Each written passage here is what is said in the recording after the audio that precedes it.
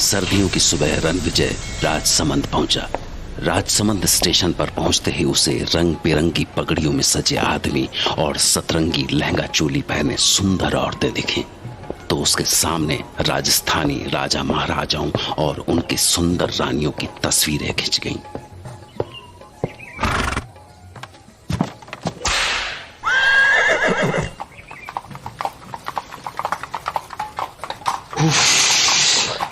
राजसमंद की सर्दी 10-12 डिग्री तो होगा।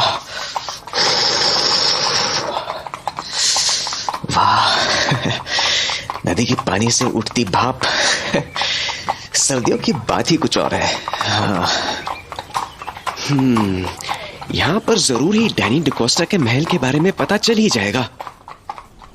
हिंदुस्तान में सबसे ज्यादा अंधविश्वास इसी इलाके में थे।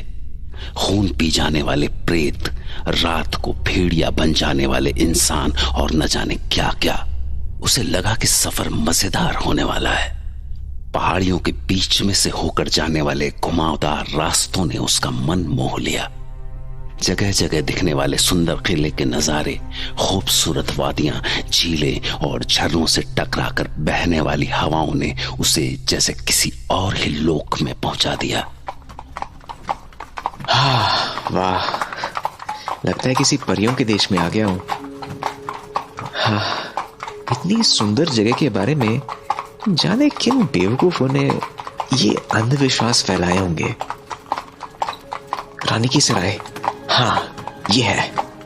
डैनी ने अपनी चिट्ठी में इसी होटल में ठहरने के लिए कहा था। हाँ, वो एक पुरानी इमारत थी, जैसे पुराने वक्त में रजवाड़ों के कोतवाल या मंत्रियों की कोठियां हुआ करती थी। उसके तांगे से उतरते ही एक बूढ़ी औरत निकलकर सामने आई। कम्मा गणेशा। हाय, मैं रणविजय। आ गए तुम? आओ आओ। कैसा लगा हमारा राजसमंद? मैं थारा ही इंतजार कर रही थी। आओ सा, आओ। थारा कमरा दिखा दूं? अंदर नहाने का गर्म पानी, तौलिया, सब कुछ है। और भी कुछ चाहिए हो तो बोल देना सा। हाँ, थारे वास्ते ये चिट्ठी मिली थी मारे को। बुढ़िया ने रणविजय को एक लिफाफा थमाया। रणविजय ने कमरे में पहुंचकर खुद को बिस्तर पर फेंक दिया और फिर वो चिट्ठी खोली। थकान से जान निकल गई। देखो क्लाइंट ने क्या लिखा है। 4 दिसंबर। राजसमंद में तुम्हारा स्वागत है दोस्त। मैं बेसब्री से तुम्हारा इंतजार कर रहा हूं। कल 3 बजे तुम्हारी रत्नागढ़ की यात्रा शुरू होगी। रानी की सराय से निकलकर काली घाटी पहुंचना। वहां मेरी शाही बग्घी तुम्हारा इंतजार कर रही होगी। मुझे यकीन है कि तुम्हें यह सफर बहुत अच्छा लगेगा। तुम्हारे इंतजार में तुम्हारा दोस्त डैनी डिकोस्टा।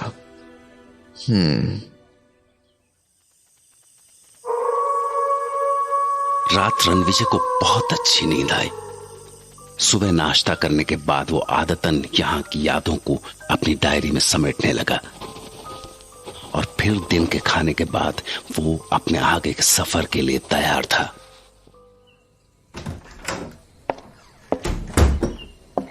हाँ आंटी जी, तो कितना पैसा हुआ आपका? मारे को चिट्ठी के साथ ही कमरे का किराया और थारे आने जाने के वास्ते घोड़ा गाड़ी का भाड़ा मिल चुका है सा। घोड़ा गाड़ी वाला बस आता ही होगा। पर जे बताओ कि आपने जाना कट्टे को है? मैं रत्नागढ़ जा रहा हूँ। रत्नागढ़ का नाम सुनते ही वो बुढ़िया अचानक पीली पड़ गई। उसके पैर कांपने लगे। क्या हुआ? आप पर उसकी तो जैसे जीभ ही अकड़ गई थी। तभी घोड़ा गाड़ी पहुंच गई। घोड़ा गाड़ी वाले ने रणविजय का बैग उठाकर घोड़ा गाड़ी में डाला ही था कि भीतर से वो बुढ़िया भागी हुई आई और हाथ जोड़कर रणविजय के सामने खड़ी हो गई। अरे भगवान के वास्ते वहां जाओ कुनिसा। अभी जवानी भी कोनी आई थारी ठीक से। दुनिया कोनी देखी तुमने, क्यों इस उम्र में जान देने पे तुले हो? पर हुआ क्या? ये क्या बोल रही हैं आप? ऐसा क्या है रत्नागढ़ में? सवाल कोनी सा, सवाल कोनी।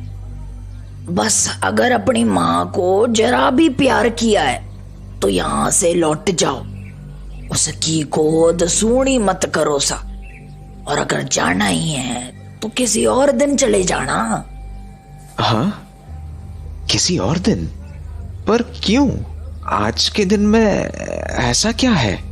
दिन नहीं, रात सा, रात। माघ की पूर्णमासी है आज।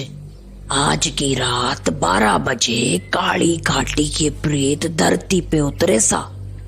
धरती पे उतरे हैं सारे प्रेत।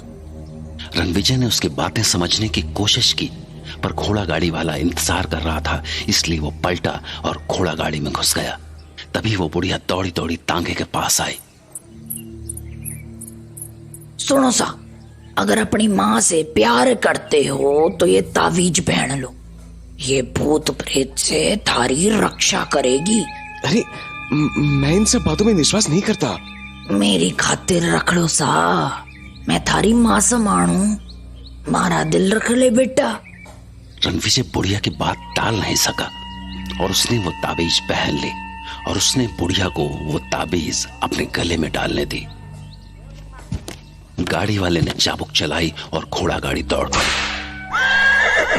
रणविजय ने पीछे पलट कर देखा तो वो बुढ़िया अभी भी हाथ उठाए उसे रुकने को बोल रही थी। रुक जाओ सा, बड़ मानुसों का घर है वो, उधर जाओ कोनी उधर। रणविजय को बुढ़िया की बातें उलझन में तो डाल रही थी, पर उसे काम भी पूरा करना था। उसके बॉस और डैनी के बीच एक बड़ी लैंड डील होने वाली थी और इसकी सारी जिम्मेदारी रणविजय पर थी, जिसके लिए उसे रत्नागढ़ पहुंचना ही था। फिर उसने बुढ़िया के दिए हुए ताबीज को छुआ। जाने वो बुढ़िया की बातों पर यकीन कर पा रहा था या नहीं, पर हाँ, वो अंदर से डरा हुआ जरूर था। चिट्ठी में लिखा था सर कि आपको काली घाटी छोड़ना है जी। आप वहां उतर के करोगे क्या? हाँ जी, वहाँ से मेरे क्लाइंट मिस्टर डैनी डिकोस्टा की तरफ से सवारी आएगी। बहुत खतरनाक जगह सर, काली घाटी प्रेतों की घाटी है। प्रेत का नाम सुनकर रणविजय कांप उठा। रणविजय को समझ में नहीं आ रहा था कि तांगे वाले को रत्नागढ़ पहुंचने की ऐसी क्या जल्दी थी। वो इतनी रफ्तार पर भी ऐसे तीखे मोड़ काट रहा था कि रणविजय की जान गले में आ रही थी। अरे भाई, जरा धीमे चला लो, टांगा पलट गए तो दोनों मर जाएंगे। और तांगे वाला तो जैसे बहरा हो गया था। तांगा भगाने का जैसे कोई जुनून सा सवार था उस पर। सूरज ढलने लगा था। झींगुरों की आवाज ने माहौल में सिहरन पैदा कर दी थी और कंपा देने वाली ठंडी चांदनी रात के बीच तांगे के आगे लगी 2 लालटेनें रास्ता दिखाने की कोशिश कर रही थी। अरे तांगे वाले, आपको हुआ क्या है? आप क्यों घोड़ों की जान लेने पर तुले हैं? क्योंकि सर, हमें आधी रात से पहले काली घाटी पार करनी है। क्यों? आधी रात के बाद ऐसी क्या आफत आने वाली है काली घाटी में? मौत का डेरा है काली घाटी। आज के पूरे चांद में जो आधी रात को वहां रुक गया, कभी वापस को नहीं लौटा। तो कब तक आएगी काली घाटी? हाँ, चल मेरे बच्चे, चल। देखा, घोड़ा थम गया, मतलब काली घाटी अब दूर नहीं है। बस कुत्ते यहीं तक रहे। हाँ, क्यों? क्योंकि काली घाटी से भड़मानुसों का इलाका शुरू होवे। आधी रात को भेड़िए बन जाने वाले प्रेतों का राज। पर तुम आगे कटे जा रहे से। मुझे रत्नागढ़। क्या? रत्नागढ़?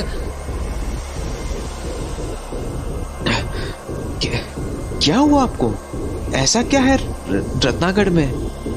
पर उसकी बात का कोई जवाब नहीं आया।